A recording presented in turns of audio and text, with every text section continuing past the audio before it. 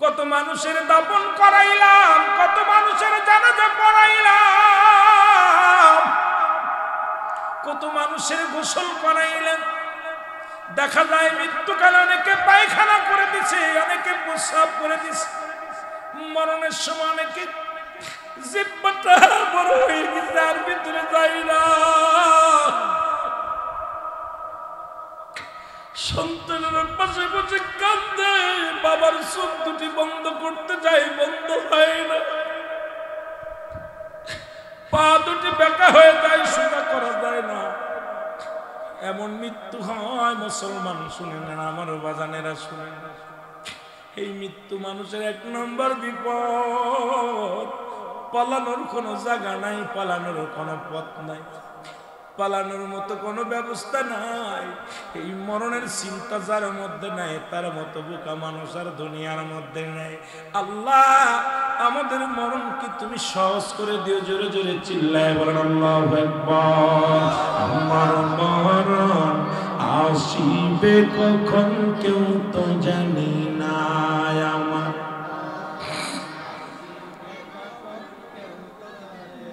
এই আমি চলে যাব, আমায় তো না ভুইলা যাইও না। আমি চলে যাব না, আমার মরণ আসিবে কখন কেউ তো জানি না। আমার মরণ টাকা পয়সা দালান কোটা যাহা করেছি, সব কিছু ফেলাইয়া গাজি একাই চলেছি। কার জন্য তুমি ঘুষ খাও, কার জন্য জিনা করো, কার জন্য বাড়ি গাড়ি করছো গো? কত টাকা কত পয়সা দুনিয়ার মধ্যে রাজত্বই করলাম, কিচ্ছু সঙ্গে যেতে পারে নাই, নেওয়া সম্ভব নাই। তাই তো আফসোস করে কবি বলে, টাকা পয়সা দালান কোটা যাহা করেছি, সব কিছু ফেলাইয়া যাচ্ছি একাই চলেছি রে। আমি সব কিছু, আমি যাবার কালে ভেবে দেখি আমার কেহ নাই। আমি যাবার কালে ভেবে দেখি নাই, আমার মরণ আসিবে কখন কেউ তো জানি না। আমার মরণ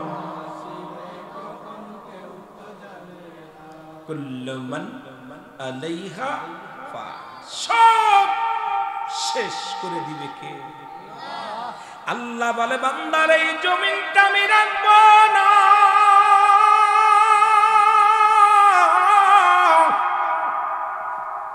এত মস্তানি কিসের? গায়ের জোর দেখাও, ক্ষমতার বাহাদুরি দেখাও। এমপি হইছো, মন্ত্রী হইছো, দুনিয়ার মধ্যে চেয়ারম্যান হইছো, মেম্বার হইছো, বাড়ির গাড়ির মালিক হইছো, তোমার তাকাব্বুরি, তুমি অহংকারে পা মাটিতে দাও না। আল্লাহ কয়, বান্দারে আমি দুনিয়ার মধ্যে কিচ্ছু বলতে কিচ্ছু রাখবো না। এই জমিনের মাটিগুলো পুরাই আমি তামা বানায়া দিব। কি বানায়া দিব? আর একটু জোরে বলেন কি? জমিনের মাটিগুলো পুরাইয়া তামা বানায়া দিবে। জমিনের পানিগুলো পুরাইয়া ছাই বানায়া দিবে। যেদিন কিচ্ছু বলতে কিচ্ছু থাকবে না, সেদিন থাকবে আমার আল্লাহ। জোরে বলা যাবে না আমার আল্লাহ? কে থাকবে? সেদিন থাকবে আমার আল্লাহ। আল্লাহ কয়, বান্দারে সেদিন আমি থাকবো আমার হাবিবের ভালোবাসা নিয়ে। এই জন্য ইমানদারেরা আল্লাহ আল্লাহর নবীর পাগল, সুন্নিরা আল্লাহ আল্লাহর নবীর পাগল। নবী লাগবে কবরে, নবী লাগবে মিজানে, নবী লাগবে ফুলসিরাতে, নবী লাগবে ইয়াউমুল কিয়ামতের ময়দানে।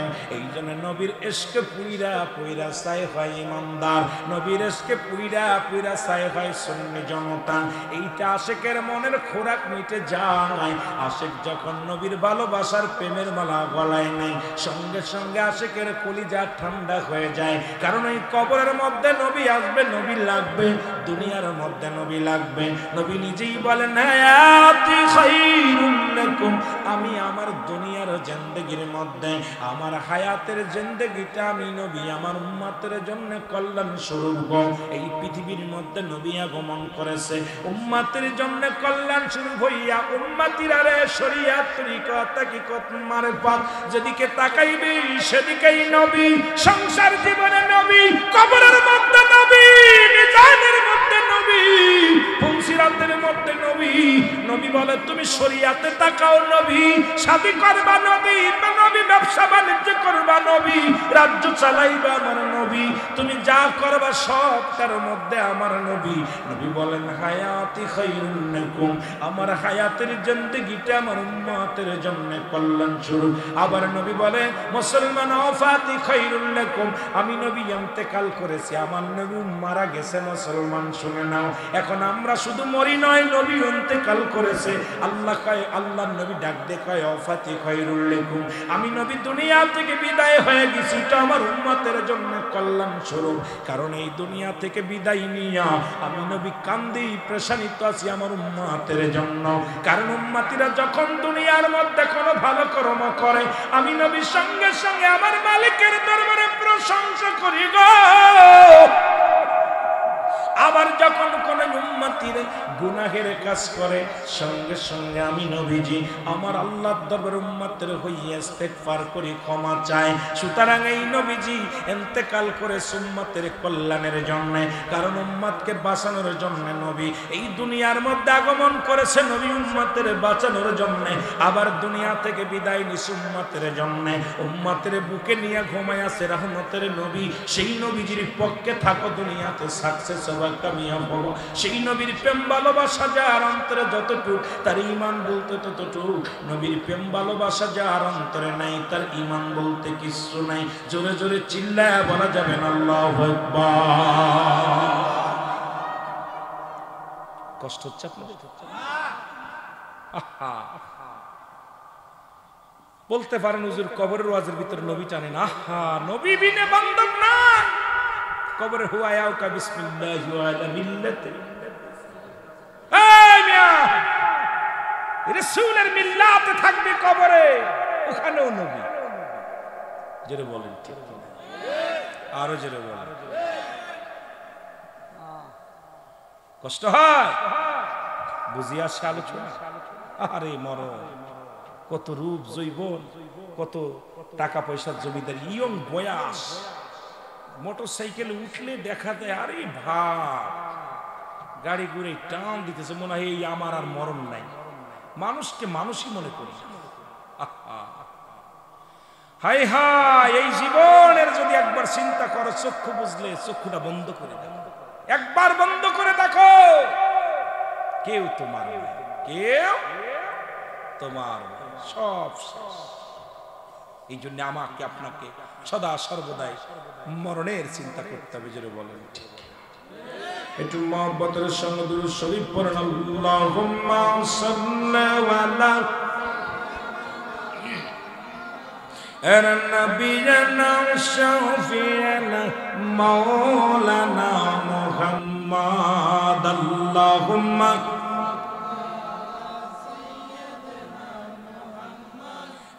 নবিয়িনা শাফিঈনা, উড়ে যাও রে রাতের হাওয়া, যাও রে উড়ে মদিনায়, যাও রে উড়ে মদিনায়। এ গোলামের সালাম খানি, এই গোলামের সালাম খানি পৌঁছাই দিও রাজায়। আল্লাহুম্মা মোহব্বতে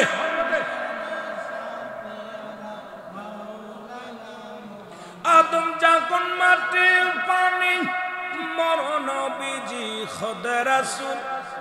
আল্লাহু আকবার বলেন। আদম যখন মাটি পানি, মরণ নবীজি খোদা রাসূল তার উপরে পড়েন দুরূদ তার উপরে পড়েন দুরূদ আল্লাহ ফেরেশতা কুল আল্লাহুম্মা আর নবিয়ানা শাফিয়ানা মোহব্বত পড়েন না আল্লাহুম্মা সাল্লি আলা সাইয়্যিদিনা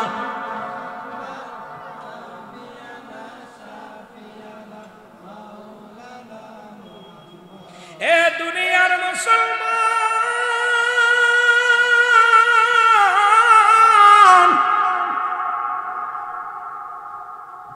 কবরের ভয়ে চিন্তা জাহান্নামের ভয় ও বন্ধু শুনে নাও হযরত ইদ্রিস আলাইহিস সালাম জান্নাতের মধ্যে আছেন তবে দুনিয়ার মধ্যে তার একবার মৃত্যু হয়েছে অনেক বিস্তারিত আলোচনা হযরত ইদ্রিসকে আল্লাহ ডাকতে বলে বন্ধু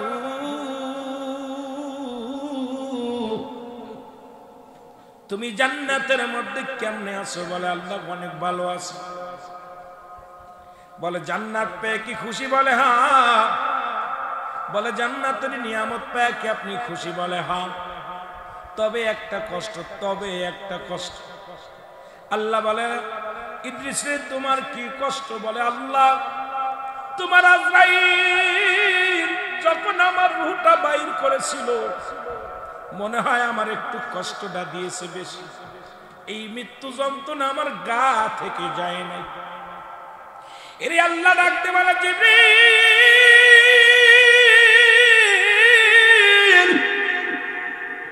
দূরে যাও আজরাইলকে পাঠাও আজরাইল আগমন করে হযরত এ মুসলমান হযরত ইদ্রিস আলাইহিস সালামের কাছে ডাকতে বলে আজরাইল আগে বলো আমার রূহটা তুমি কেমনে বাইর করেছিলা বলে হুজুর পৃথিবীর মধ্যে সবার জান কবজ করার জন্য আমি দুনিয়ার মধ্যে আসি না একমাত্র আপনি কি জানেন না আমি আসমানে থাকে আমার মাথা জমিনে থাকে আমার পা আমি আজরাইল এত বড় দানব পৃথিবীর সমস্ত পানি যদি আমার মাথায় ঢেলে দিয়ে হয় একটু পানি জমিনের মধ্যে গড়ায় পড়ে আমি এত বড় দানব এ বন্ধু শোনো নাও আমি আজরাইল শুধু একমাত্র ইমানদারের জানটা বাইর করার জন্য জমিনের মধ্যে আগমন করি কিসের মধ্যে জমিনের মধ্যে জাহান্নামীদের রূহ কবজ করার জন্য আজরাইল আসে না জমিনে উপর থেকে এমন একটা চিৎকার মারে সঙ্গে সঙ্গে তার কলিজাটা ফেটে যায় মৃত্যুবরণ একমাত্র ইমানদারের অনেক পাওয়া অনেক ক্ষমতা ইমানদার আমার ভাইরা আমার বন্ধুরা আমার হুজুর মায়ের বুকে দুধ খাইতে খাইতে সন্তান যেমনি ঘুমায় যায় আপনার রূহটা সেমনি বাইর করেছে আপনাকে আসানের সঙ্গে মৃত্যু দেওয়া হয়েছে আপনাকে কোনো কষ্ট দেওয়া হয় না আজরাইল বলার সঙ্গে সঙ্গে হযরত ইদ্রিস আলাইহিস সালাম ডাকতে বলে আজরাইল এত সহজ মৃত্যু যদি এত কঠিন হয়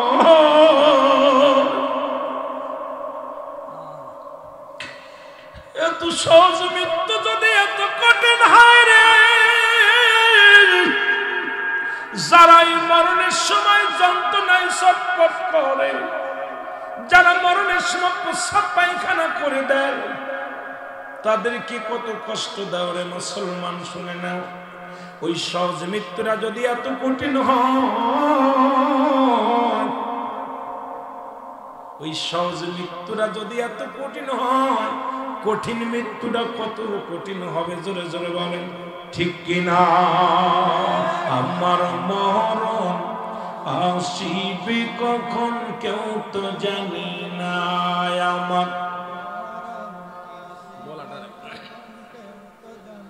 এ আমি চলে যাব আমায় তোমরা ভুইলা যাইও না আমি চলে যাব আমার মরণ আসিবে কখন কেউ তো জানি না, আমার মরণ। এই পৃথিবী চিরদিন থাকার জায়গা না, অন্ধকার কবর যে তোমার আসল ঠিকানা রে মানুষ, অন্ধকার কবর যে তোমার আসল ঠিকানা। ডানে বামে মাটি আমার মাটির বিছানা, ডানে আরো জোরে বলেন, ডানে বামে মাটি আমার। এই আমি চলে যাব আমায় তোমরা ভুইলা যাইও না, আমি চলে যাব আমায় তোমরা।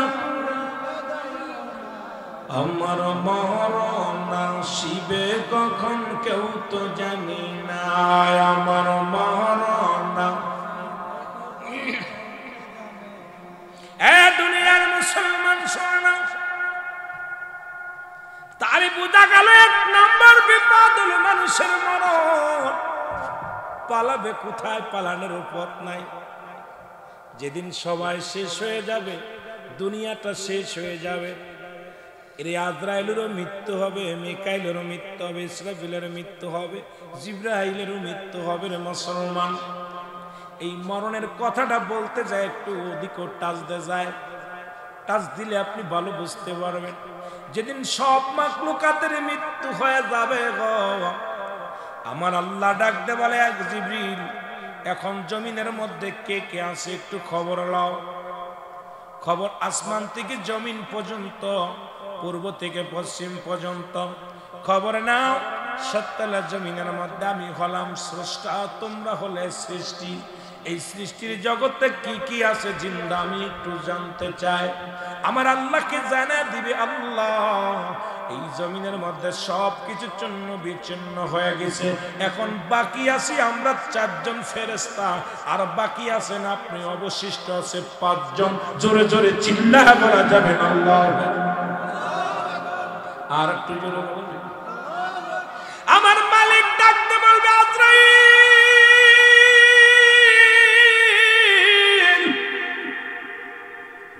যেহেতু দুনিয়ার মধ্যে নবীদের দরজা বন্ধ, আমি কার কাছে আরে আমি সংবাদ পাঠাইব? সংবাদ পাঠানো লাগবে না, দৌড়ে যাও, দৌড়ে যাও। কোথায় যাও?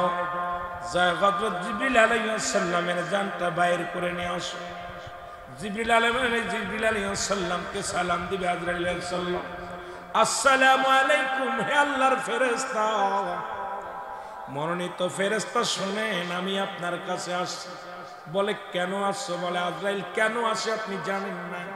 প্রতিটা মাখলুকাতের কাছে একবার আজরাইল যায়। আমি আমার খোদার হুকুম হয়েছে আপনার কাছে আসি, এখনই যেতে হবে আমার মাওলার কাছে। জিবরিল আমিন আল্লাহ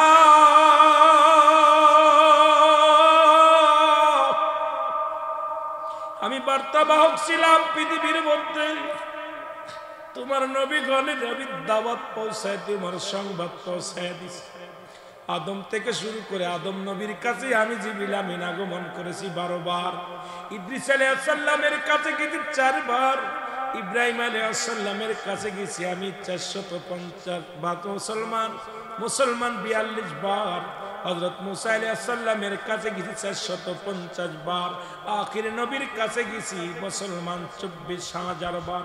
এই পৃথিবীর মধ্যে তোমার সমস্ত নবীদের কাছে যখন তুমি পাঠাইছো আমাকে রিসালাতের দাওয়াত দিয়া, যখন তুমি আমাকে পাঠাইছো বার্তা নিয়ে, আমি নিয়ে বহন করে তাদের কাছে নিয়ে গেছি গো আল্লাহ। আমার যে মৃত্যু বরণ করা লাগবে, বলে হ্যাঁ, এখন আপনার কোনো আপত্তি, কোনো কাকতি কাজ হবে না। আমি আজরাইল আপনার সামনে হাজির হয়ে গেছি। মাওলার কাছে চায় দেখেন মাওলা আপনাকে দান করে কিনা, আপনার রূহটা দান করে কিনা। আমার আল্লাহ ডাকতে বলবে, আজরাইল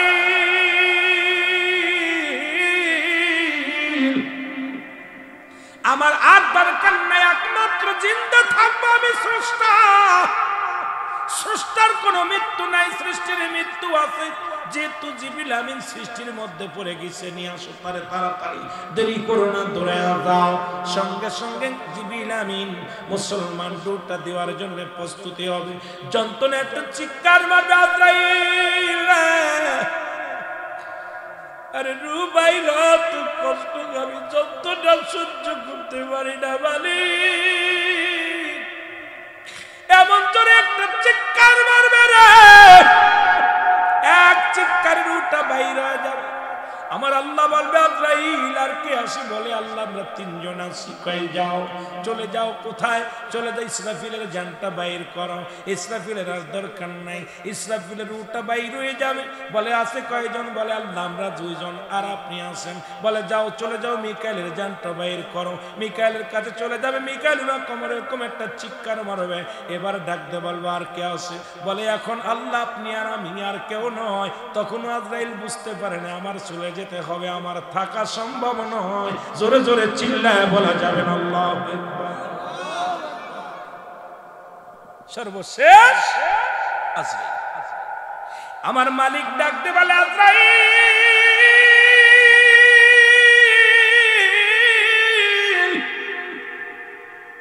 এখন কে আসে গো? কি কে কে জিন্দা? বলে মালিক আপনি আর আমি। প্রস্তুতি হও, আল্লাহু আকবার, প্রস্তুতি প্রস্তুতি হও। আজরাইল আল্লাহ কি শুনাইলেন? আমার হুকুম করতে হবে। কয় হ, তুমি কি শোনো নাই? সৃষ্টি থাকবে না স্রষ্টা থাকবে, সৃষ্টি থাকবে না স্রষ্টা থাকবে। সুতরাং তুমি সৃষ্টির জগতের মধ্যে পড়েছো, তোমাকে রাখা হবে না, তুমিও শেষ। মুসলমান আজরাইল রূহটারে আস্তে আস্তে ধরবে। এত যন্ত্রণা, এত জোরে চিৎকার মারবে।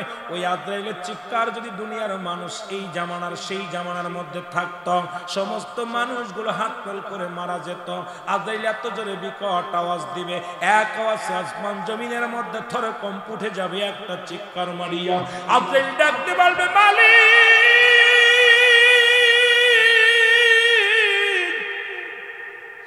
এই মৃত্যু যন্ত্রণা তো কঠিন রে, এই মৃত্যু যন্ত্রণা আমি আজরাইল সইতে পারি না, আমাকে কি ক্ষমা করা যাবে না? আমি আর সইতে পারি না। আমার আল্লাহ ডাকতে বলবে আজরাইল কোনো আফিল চলবে না, নিজের রূহটা তুমি ধরো, জোরে জোরে ধরে নিয়ে আসো। নিজের গালের মধ্যে হাতটা ঢুকাইয়া দিয়া আজরাইল নিজের জবানের মুখের মধ্যে হাত ঢুকাইয়া নিজের রূহটা ধরে মাওলার কাছে শুবে দিবে। মুসলমান সব কিছু শূন্য বিচ্ছিন্ন হয়ে যাবে। সুতরাং আমি আপনি থাকবো না, সব কিছু আল্লাহ নিয়ে নিবে। আজকে দুনিয়ার মধ্যে কার জন্য নাই করার আমার, কার জন্য তুমি সুদ খাও, কার জন্য ঘুষ খাও, কার জন্য ব্যভিচার করো, কার জন্য মালে ফাঁকি দাও। আরে সরকার বেটা 50,000 টাকা বেতন দেয়, তারপরে তোমার সুদ ঘুষ না খাইলে চলে না।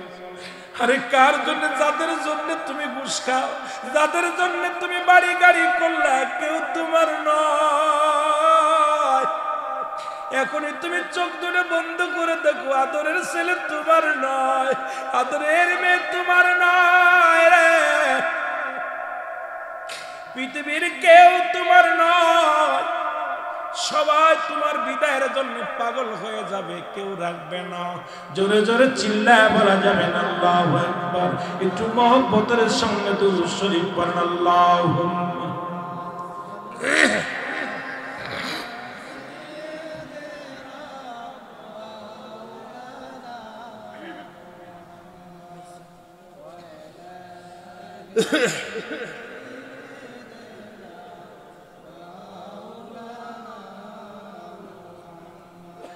আরো জোরে বলেন আল্লাহুম্মা।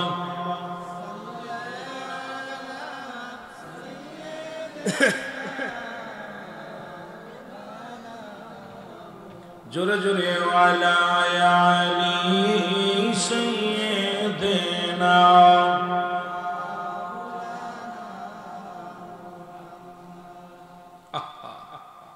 কষ্ট হয় তখন, কত টাকাওয়ালা বাড়িওয়ালা যাদের ভয়ে থরথর করে কাঁপতো এলাকার মানুষগুলো, তারা কবরে চলে গেছে।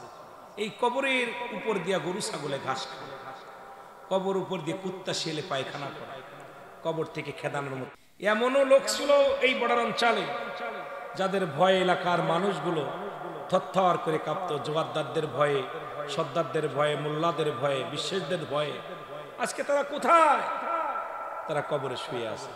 ওই কবর, অনেকের কবর উপরে কুকুর শিয়ালে পায়খানা করে, কবর থেকে আমি আমার প্রস্থান ছিলাম, আমার কবর উপরে হাগিস না, ঠেকানোর মতো ক্ষমতা নেই।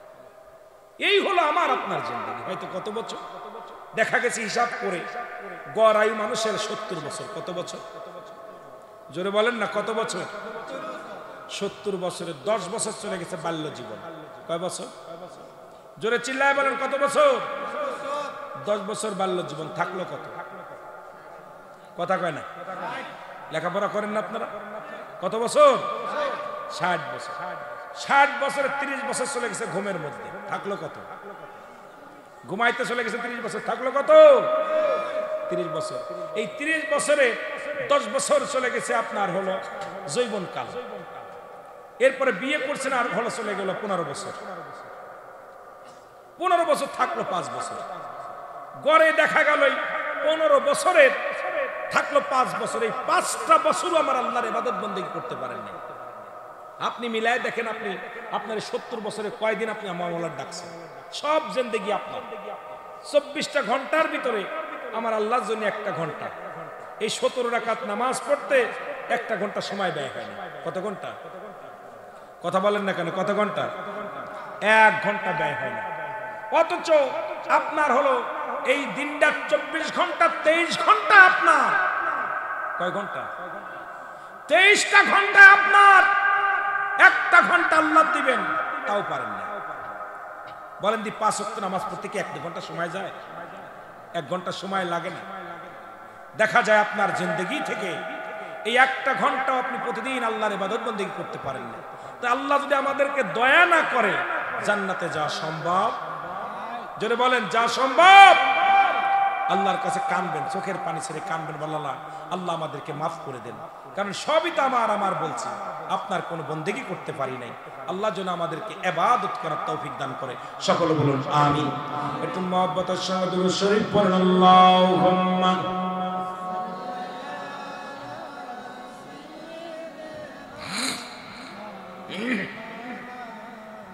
ওয়ালা আলি সাইয়্যিদিনা। এ মুসলমান, গভীর মনোযোগ। 2 নাম্বার হলো কবর। খালি মৃত্যুর মধ্যে পড়ে থাকলে চলবে না। 2 নাম্বার হলো কবর। কবর বলতে বোঝায় মানুষের, আমরা মনে করি 3.5 হাত গর্ত করিয়া মসজিদের পাশে যেখানে দাফন কাফন করা হয়, এটাকে মনে করি কবর। কবর বলতে বোঝায়, কবর বলতে বোঝায় মানুষের মৃত্যুর পর থেকে শুরু করে কিয়ামত পর্যন্ত জগৎটাকে বলা হয় কবর। কারণ দুনিয়ার মধ্যে মুসলমান একটু দিলের কান্ডা লাগায় শুনবেন, ও আমার বাজানেরা, যারা পানিতে পড়ে মারা গেল তাদের কবর কোথায়? যারা আগুনে পুড়ে মারা গেল তাদের কবর কোথায়? যাদের খাঙ্গর কুমিরে খাইলো তাদের কবর কোথায়? এক কথায় হলো, অনেকে হিন্দুরা মানুষ পুরা বর্ষ করে দেয়, চিন্তা করে আমার মাওলা আর মনে হয় আমাকে বানানো সম্ভব নয়। ভালো করে জেনে নেন, মৃত্যুর পর থেকে শুরু করে কিয়ামত পর্যন্ত জগৎটাকে বলা হয় কবরের জগৎ। এই জগৎ শুরু আছে রে মুসলমান, গভীর মনোযোগ। এই কবরের জগৎটা হলো 2 নাম্বার বিপদ। কবরে যখন আপনাকে শোয়া দিবে, একজন ফেরেশতা থাকবে কবরের মধ্যে, তার নাম হলো নোমান ফেরেশতা। নামটা কি? যারা বলেন নাম কি? আমরা জানি কবরে শোয়ানোর পর মুনকার নেকির আসবে। এই মুনকার নেকির ফেরেশতা আসার আগে একজন ফেরেশতা আসবে, তার নাম হলো নোমান ফেরেশতা। জোরে জোরে চিল্লায় বলেন আল্লাহু আকবার। একটু জিকির করেন না, লা ইলাহা। একটু ভাই সাউন্ড দেন।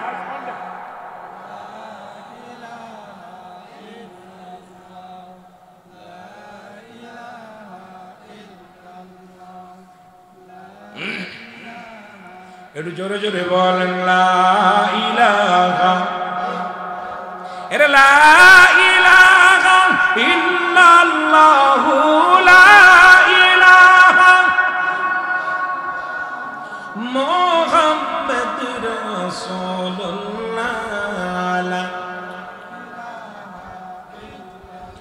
নোমান ফেরেশতা আমরা মুসলমান শুনে নেন, উনি এসে বান্দার জাগাইবে, ও বান্দা ওঠো,